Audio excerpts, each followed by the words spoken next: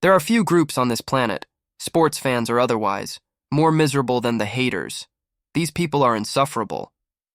They complain and complain and complain. And lately, their favorite target has been one name, Caitlin Clark.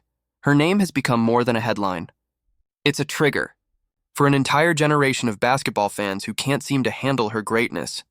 Despite missing most of the season, Caitlin Clark is once again dominating the conversation, this time after being named to the Associated Press all-time first team, a historic honor that cements her as one of the most influential college basketball players ever. But instead of celebration, a storm of bitterness has erupted online. The haters didn't just react, they exploded. You'd think people would be happy to see the AP recognize 50 years of women's basketball excellence. You'd think fans would celebrate the legends who shaped the game. But no. The moment Caitlin Clark's name appeared on that list, the internet lost its mind. The AP assembled a panel of former players, coaches, and journalists to select the all-time greats of college basketball. And it wasn't easy. Rebecca Lobo, a legend from UConn, described the process as extraordinarily difficult. Too many greats, not enough spots. The final list featured 5 icons: Cheryl Miller, Candace Parker, Breanna Stewart, Diana Taurasi, and Caitlin Clark. That lineup alone tells you what kind of company Clark is keeping. These are the women who didn't just win, they defined eras. Miller dominated the 80s. Taurasi brought championships to UConn. Parker and Stewart carried their teams to dynasties. And now, Caitlin Clark, the modern-day phenom, stands beside them. She didn't win a national championship. She didn't play for a powerhouse like UConn or Tennessee, but she shattered scoring records that stood for decades. Became the all-time leading scorer in Division I history, men's or women's, and turned Iowa basketball into must-watch television. And yet, the moment her name hit that list, the haters came crawling out of their caves. She doesn't deserve it. No titles. Just hype. She shoots from the logo. That's it. It's the same recycled nonsense they've been spewing for years. The AP made it clear. This wasn't about careers or championships. This was about who dominated in college. Purely college. And by that standard, Caitlin Clark's resume is untouchable. But logic doesn't work on haters. They don't care about facts. They care about outrage. Some of them tried comparing her to Maya Moore or Lisa Leslie, insisting those players were robbed. Others claimed she hadn't earned it yet. But every argument fell apart under one simple truth. Caitlin Clark changed the sport. She sold out arenas. She broke TV ratings. She made people who never cared about women's basketball tune in. Even the biggest critics admit it. Her influence has expanded the game beyond anything seen in decades. But still, the miserable ones couldn't stand it. Their comments flooded timelines. She's overrated. The media loves her too much. She gets special treatment. No, she gets results. Before she ever turned pro, a strange community formed online. They called themselves realists. But everyone else knew what they really were. The Halens. An entire subculture built on discrediting everything Caitlin Clark does. Whether she scores 40, breaks another record, or smiles after a win, they find a reason to complain. And when the AP list came out, they lost it. One sports host summed it up perfectly on air. "There are few fan bases more miserable than the Halens," he said, barely containing his laughter.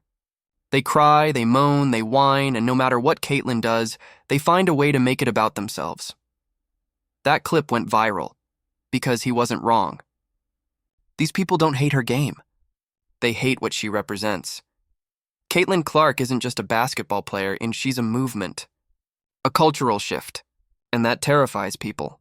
Every time she succeeds, she reminds them that the sport has evolved, and that the new face of women's basketball doesn't fit their old narratives. They said she couldn't carry a program. She did. They said she'd crumble under pressure. She didn't. They said she'd fade after college. She hasn't. Her critics keep moving the goalposts, and every time she meets them there, just to prove she can. When you look closer, this backlash reveals something deeper than sports fandom. It's a double standard that's haunted women's sports for decades. In men's basketball, players like Charles Barkley and Allen Iverson are celebrated as legends despite never winning titles. Their greatness is measured by dominance, not rings. But when Caitlin Clark does the same, the narrative changes. Suddenly, greatness requires trophies. Suddenly, stats don't count. She's trapped in an impossible box. Every success downplayed, every flaw magnified. And yet, that's exactly what makes her greatness undeniable. The AP panel didn't care about hype. They cared about results. Purely what happened between those 4 college lines. And Caitlin's career? Statistically and culturally unmatched. She didn't just lead Iowa, she elevated it. She made people care. She redefined what was possible for a program that was never meant to be in the spotlight. And when the haters screamed about championships, they conveniently forgot that greatness isn't measured by rings alone. It's measured by impact. The irony is that every insult, every rant, every furious thread only amplified her fame. The hate became free marketing. When ESPN posted the list, social media exploded. Half of it outrage, half of it defense. Fans flooded comment sections with receipts, her scoring totals, her assist numbers, her leadership moments. Highlight videos surged in views. Iowa's social media gained followers. Merchandise sales climbed. While the haters screamed, Caitlin Clark's name reached new heights. That's the thing about true stars. You can't cancel them. You can only make them louder. And Caitlin? She doesn't respond. She doesn't argue. She just smiles, laces up, and lets her game speak for itself. Because she knows something her critics never will.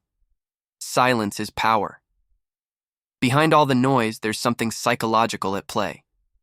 The hatred toward Caitlin Clark isn't just about basketball. It's about discomfort. About change. She's the face of a new era, confident, unapologetic, dominant, and that threatens people who are still clinging to the past. When she stares down an opponent, she's called cocky.